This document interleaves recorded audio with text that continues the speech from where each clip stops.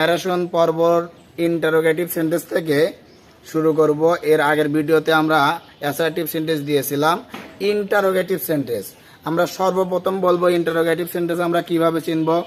Interrogative sentence চিনতে হলে আমাদের সর্বপ্রথম দরকার কোনো বাক্যের শুরুতে বা কোনো সাবজেক্ট থাকবে, সেই সাবজেক্টের আগে যদি কোনো হেল্পিং ভার্ব কিংবা কোনো মডেল ভার্ব পাই তাহলে বুঝতে হবে সেইটা ইন্টারোগেটিভ সেন্টেন্স। আর ইন্টারোগেটিভ সেন্টেন্সের আরও একটা চেনা যাবে, শেষে যদি আমরা একটা চিহ্ন পাই, যেটা আমরা বাংলায় প্রশ্নবোধক চিহ্ন বলি। প্রশ্নবোধক চিহ্ন পাইলেই আমরা বুঝবো যে এইটা হচ্ছে ইন্টারোগেটিভ সেন্টেন্স। অর্থাৎ এখানে আমরা যদি দেখা দিতে পারি, আমরা দেখেন এখানে হচ্ছে সাবজেক্ট আছে, এই সাবজেক্টের আগে হচ্ছে হেল্পিং ভার্ব আছে, এই ভার্বটি দিয়ে শুরু হয়েছে এবং শেষে কিন্তু একটা চিহ্ন আছে। এই চিহ্নটা থাকার কারণে আমরা বুঝবো এটা ইন্টারোগেটিভ সেন্টেন্স। তো ইন্টারোগেটিভ সেন্টেন্সের আমরা যে ন্যারেশন করব, এই ন্যারেশন করতে গিয়ে আমরা প্রথম কি করব? আমরা ন্যারেশন যখন ইন্টারোগেটিভ অর্থাৎ রিপোর্টেড স্পিচ যদি আমরা ইন্টারোগেটিভ সেন্টেন্স পাই, তাহলে আমরা সর্বপ্রথম সেইটু উঠিয়ে দিয়ে অবশ্যই আমরা তার পরিবর্তে আস্ট ব্যবহার করব। যেমন আমরা আস্ট ব্যবহার করতে পারি, আবার ইনকোয়ারিড অফও ব্যবহার করতে পারি। তো আমরা সচরাচর হচ্ছে আস্ট ব্যবহার করব। তাহলে আমরা সর্বপ্রথম দেখব এখানে আমরা ইন্টারোগেটিভ সেন্টেন্স পেয়েছি। অর্থাৎ কোনো বাক্যের শুরুতে যদি হেল্পিং ভার্ব পাওয়া যায় তাহলে বুঝতে হবে সেইটা আমরা হচ্ছে ইন্টারোগেটিভ পাই। এই যে এখানে অ্যাম পেয়েছি, তারপরে সেন্টেন্সটি ইন্টারোগেটিভে আছে। তাহলে কি করলাম? যেহেতু ইন্টারোগেটিভ সেন্টেন্স আছে সেই হিসাবে আমরা সর্বপ্রথম কি করলাম? সাবজেক্ট আমরা এখানে লিখলাম। এই যে সেইট টু এখানে আছে, সেইট টু উঠিয়ে দিয়ে তার পরিবর্তে আস্ট নিলাম। তারপরে যে অবজেক্টটি আছে সেই অবজেক্টটি আমরা এখানে ব্যবহার করলাম। এখন দুইটি বাক্য এখানে আলাদা আলাদা রয়েছে, এজন্য আমাদেরকে সেকে একত্রিত করতে হবে। এর একটা মাধ্যম বা লিঙ্কিং ওয়ার্ডের দরকার বা কনজাংশনের দরকার। এই কনজাংশনটি হচ্ছে ইফ। অর্থাৎ ইন্টারোগেটিভ সেন্টেন্সের জন্য আমরা লিঙ্কিং ওয়ার্ড বা কনজাংশন ব্যবহার করব হচ্ছে ইট। যদি এই ইফটা যখন আমরা ব্যবহার করবো, আমরা ওয়েদারও ব্যবহার করতে পারি, অথবা আমরা ইফ ব্যবহার করবো। আমরা ইফ বানানটা যেহেতু সহজ, সেহেতু আমরা ইফ ব্যবহার করব। তাহলে আমরা কি করলাম? এই দুই ইনভাইটেড কমা আছে, দুই ইনভাইটেড কমা উঠিয়ে দিয়ে এটা কনজাংশন বা লিঙ্কিং ওয়ার্ড হিসেবে ইন্টারোগেটিভ সেন্টেন্সের জন্য ব্যবহার করলাম ইফ। আমরা এই ইফ কথাটি ব্যবহার করলাম, নিলাম ইফ। তারপর আমরা পার্সন পরিবর্তন করব। পার্সন পরিবর্তন কিভাবে আমরা মুখস্থ করছি, এর আগের ভিডিওতেও দেওয়া ছিল যে যদি কোনো বাক্যে ফার্স্ট পারসন থাকে তাহলে এই ফার্স্ট পারসন থাকলে অবশ্যই রিপোর্টিং ভার্বের সাবজেক্ট অনুসারে পরিবর্তন করতে হবে। তাহলে এখানে যে এই যে আই আছে, আইটা আমরা পরিবর্তন করব এই যে এখানে সাবজেক্ট অনুসারে। তাহলে কি করলাম? এই আইটে পরিবর্তন করে এখানে হি। তারপর নেওয়ার পরে আমরা কি করব? টেন্স পরিবর্তন করব। আমরা জানি টেন্স পরিবর্তনের আগেও আমরা মুখস্থ করছি, টেন্স পরিবর্তন মুখস্থ করতে হবে।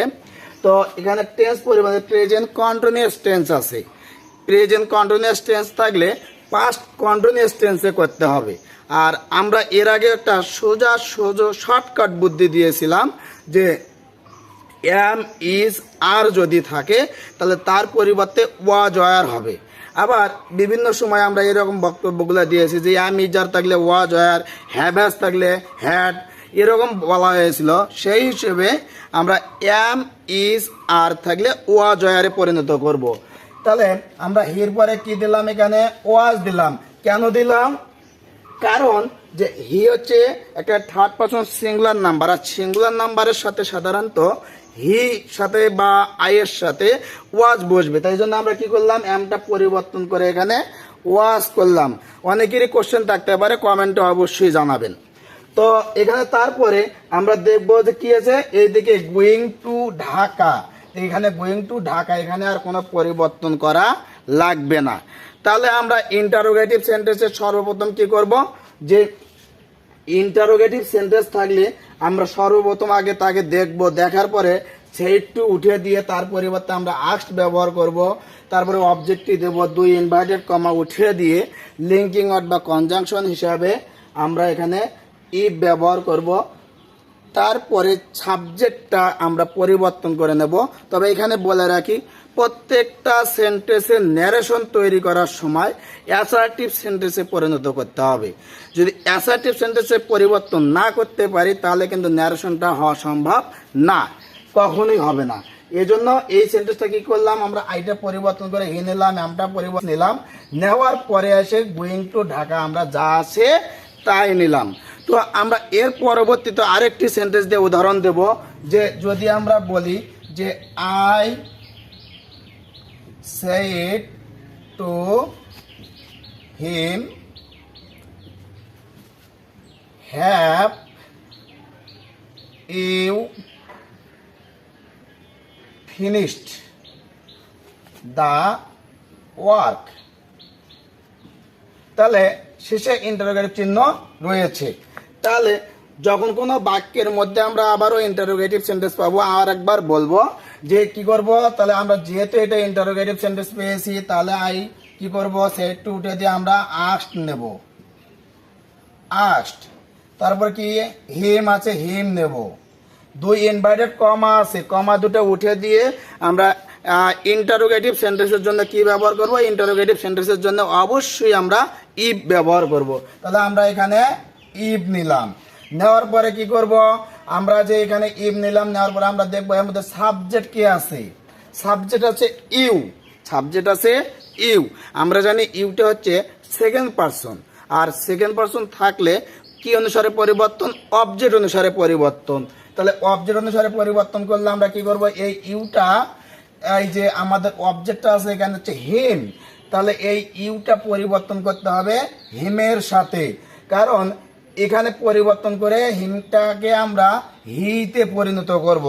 প্রশ্ন আসতে পারে কেন আমরা হি পরিবর্তন করে পাইলাম, অর্থাৎ ইউটা হচ্ছে সাবজেক্ট এবং এই সাবজেক্টটা আমরা হিমের যে সাবজেক্টটা আছে এই সাবজেক্টটা এখানে নিয়ে আসব। তাহলে আমরা যখন কোনো বাক্যে দেখব যে রিপোর্টেড স্পিচে সাবজেক্ট আকারে আছে, পরিবর্তন সাবজেক্ট আকারে করব, যখন অবজেক্ট আকারে পাবো অবজেক্ট আকারে করব, যখন আমরা পজিটিভ আকারে পারবো পজিটিভ পরিণত করব। তাহলে সেই হিসেবে এখানে আমরা এটাকে পরিবর্তন করে হি পেলাম, হ্যাভ আছে।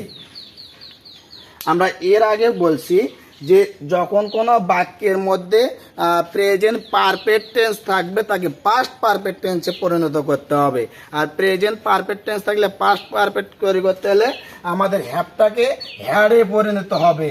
আর এছাড়াও বলা ছিল যে হ্যাভ হ্যাজ থাকলে তার পরিবর্তে হ্যাড হবে, অবশ্যই আমরা এখানে হ্যাড ব্যবহার করলাম। তারপরে কি আছে, এখানে ফিনিশড আছে, ফিনিশড, ফিনিশড দ্য ওয়ার্ক। এখানে ইন্টারোগেটিভের ন্যারেশনটা কমপ্লিট করলাম, আর এরপরে আমরা WH কোশ্চেন দিয়ে আলোচনা করব। WH কোশ্চেনটা কি, আমরা অনেকেই জানি যেগুলার বাক্যে এই কোশ্চেন করা হয়, যেমন হট, হুইচ, হোয়েন, হাউ, হোয়ার ইত্যাদি যেগুলো আছে, এই WH কোশ্চেন যদি থাকে তখন আমরা কিভাবে এটাকে ন্যারেশন করব। তাহলে ন্যারেশন করতে গেলে আমরা কিভাবে করব, এখানে আমরা দেখতেছি বা করতেছি, লক্ষ্য রাখো। তাহলে he said to me where are you going,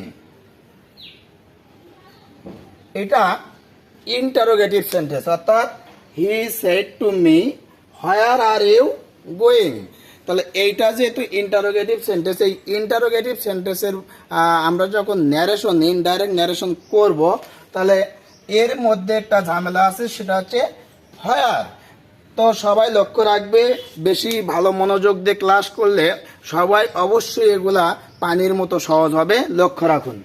তো আমরা সর্বপ্রথম এখানে সাবজেক্ট নিলাম, যেহেতু ইন্টারোগেটিভ সেন্টেন্স, ইন্টারোগেটিভ সেন্টেন্স হওয়ার কারণে আমরা সেড টুর পরিবর্তে আস্ট ব্যবহার করলাম, আস্ট।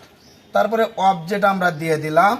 এবার দুই ইনভার্টেড কমা আছে, এই ইনভার্টেড কমা পরিবর্তন করতে হবে বা এর মাধ্যমে কোনো কিছু নিতে হবে, কোনো লিঙ্কিং ওয়ার্ড নিতে হবে।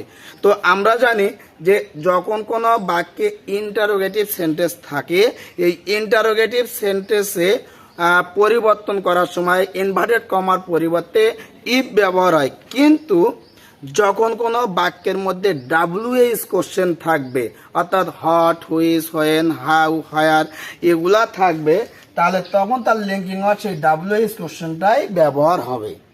তাহলে আমরা এখানে হায়ার কথাটি পেয়েছি, হায়ার পাওয়ার কারণে আমরা লিঙ্কিং ওয়ার্ড কি নিলাম, হায়ার নিলাম। তারপরে সাবজেক্ট আমরা এখানে কি পেয়েছি, ইউ পেয়েছি। ইউটা পরিবর্তন করে কি করতে হবে, মির সাথে পরিবর্তন করতে হবে। আমরা এখানে সাবজেক্ট আকারে পেয়েছি, আর এখানে এই মিটার সাবজেক্ট হচ্ছে আই। তারপরে কি পেয়েছি, আর পেয়েছি। আমরা এম ইজ আর পাইলে তাহলে কি করি, ওয়াজ হয়, তাহলে আই ওয়াজ গোয়িং, এদিকে আর কিছু নাই, তাই না? তাহলে আমার এখানে ইন্টারোগেটিভে WH কোশ্চেন দিয়ে আমরা এখানে শেষ করলাম। তবে যদি কোনো কারো কোশ্চেন থাকে অবশ্যই কমেন্টে জানাবে, এবং কমেন্টে জানালে আমরা পরবর্তীতে তার ক্লাস দিয়ে দেব। তাহলে he asked me where I was going, অর্থাৎ আমরা ইন্টারোগেটিভ সেন্টেন্সের যে কোশ্চেনগুলো আমরা এখানে সলভ করলাম, এগুলা দিয়ে মোটামুটি ইন্টারোগেটিভ সেন্টেন্স আমরা করতে পারবো এবং অবশ্যই হবে। তাহলে আমরা WH কোশ্চেন দিয়ে বুঝলাম, এবং WH কোশ্চেন ছাড়াও ইন্টারোগেটিভ শুধু যে আছে সেগুলো আমরা এখানে বুঝলাম। আমরা এর পরবর্তী ধাপে এখন অন্য সেন্টেন্স অর্থাৎ ইম্পারেটিভ সেন্টেন্স দিয়ে শুরু করব।